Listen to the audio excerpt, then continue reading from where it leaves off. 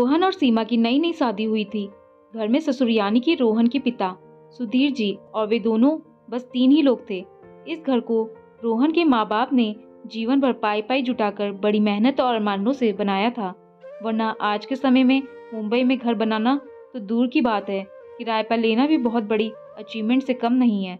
Rohan college में था तब माँ उन्हें और दुनिया को छोड़कर जा चुकी थी। एक काम वाली बाई शंकु थी जो सुबह से लेकर शाम तक उनके घर का सारा काम करती थी। नई नई शादी हुई थी इसलिए शंकु बाई का दिन भर घर में रहना सीमा को अपनी प्राइवेसी में बाधा सा लगता था। इसलिए अब शंकु बाई सुबह खाना बनाना, कपड़े और पोछा करने के बाद चली जाती और वापस शाम को आकर खाना बनाती। शंकु बाई की दोपहर की गैर हाजिरी से कई छोटे मोटे काम दिखाई देने लगे, जिनमें से ज्यादातर काम बिना कहे सुधीर जी ये सोचकर कर लिया करते थे कि बहू को मदद हो जाएगी, लेकिन बहू सोचती कि ससुर को औरतों के काम में दखल देने की आदत है। एक दिन मौका देख सीमा ने रोहन से कहा, क्यों ना हम बाबूजी को वृद्धाश्रम में भेज दे। सिर्फ एक बार पैसा भरना पड़ेगा और उन्हें भी अपनी उम्र के लोगों का साथ मिल जाएगा। हमें भी अपनी प्राइवेसी के बारे में ज्यादा सोचना नहीं पड़ेगा। रोहन ने सीमा की बातों पर ज्यादा ध्यान नहीं दिया। कुछ दिन ही बीते थे कि बाबूजी अपने दोस्तों के साथ एक हफ्ते के लिए टूर पर गए और इत्तेफाक से इसी दौरान शंकु बाई भी छुट्टी पर थी। फिर क्या, सीमा को जैसा चाहिए था वैसा समय मिलने लगा। अब रोहन रेस्टोरेंट में खाना खा लेता और सीमा का काम ऑमलेट ब्रेड या मैगी से चल जाता। खाना बनाने की टेंशन नहीं थी, लेकिन घर में निकलने वाले सारे काम तो अभी भी करने ही थे। ससुर जी की गैर हाजिरी में सीमा को एहसास हुआ कि वह बिना कहे ही जो काम कर लिया करते थे उनसे कितना फर्क पड़ता था।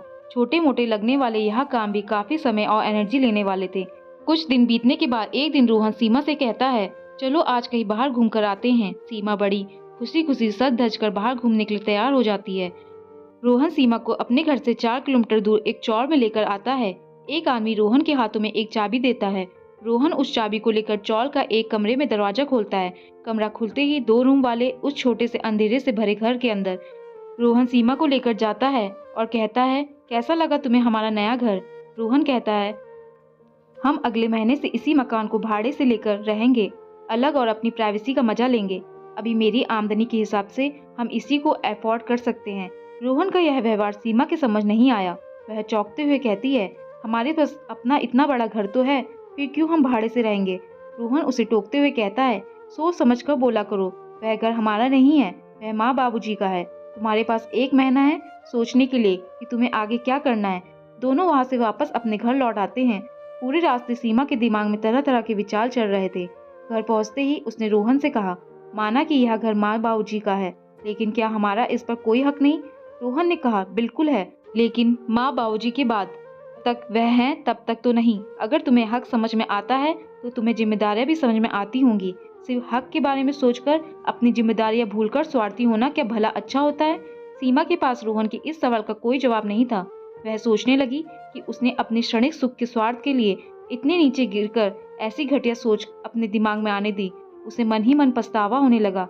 सीमा रोहन से बोली, मुझे माफ कर दीजिए, मैं सच में स्वार्थी हो गई, मुझसे बहुत बड़ी गलती हो गई। रोहन बोला, तुम्हें पछतावा हुआ, मेरे लिए यही काफी है, मैं तुमसे नाराज नहीं हूँ। बेटे और बहू का यह वार्तालाप सुधीर जी दरवाजे पर खड़े होकर सुन रहे थे। उन्होंने आसमान की तरफ देखा और बोला, भाग्यवान तुम धनी हो जो तुमने ऐसे बेटे को जन्म दिया। उन्होंने दरवाजा खटखटाया। बहू ने दरवाजा खोला तो उनके हाथों में पकड़ी थैली से गरम गरम समोसे की सुगंध उसको आने लगी। ससुर ने अपनी बहू से कहा, वो कोने वाले हलवाई के पास से लाया हूँ, तुम्हें पसंद है ना। सीमा को अपने ससुर के प्रति विचार और ससुर के उसके प्रति प्यार, उन दोनों का फर्क समझ में आते ही उसकी आंखों में पश्चाताप के आंसू और चेहरे पर अपने परिवार के प्यार के कारण मुस्कान आ गई। दोस्तों, इंसानी दिमाग में दिन भर में हजारों विचार आते हैं, कुछ अच्छे कुछ बुरे, लेकिन किसी भी विचार को शब्दों में परिवर्तित करने से पहले उनको समझना बहुत जरूरी है। तो विचार और वास्तविकता एक दूसरे से मेल नहीं खाते हैं। हमारे बुजुर्ग जो हमें बोझ लगते हैं, जिनसे हम बात बात पर चिढ़ जाते हैं, और ऐसा इसलिए होता है क्योंकि हम स्वार्थी होकर सोचते हैं और हम उनके योगदान को समझ नहीं पाते।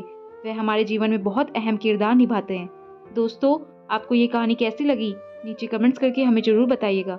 अगर आपको ये कहानी पसंद आई हो तो अपने दोस्तों के साथ जरूर शेयर करें और ऐसी ही प्यारी कहानियाँ सुनने के लिए हमारे चैनल को सब्सक्राइब करके बेल आइकन को ऑल पे सेट करना ना भूलें। धन्यवाद।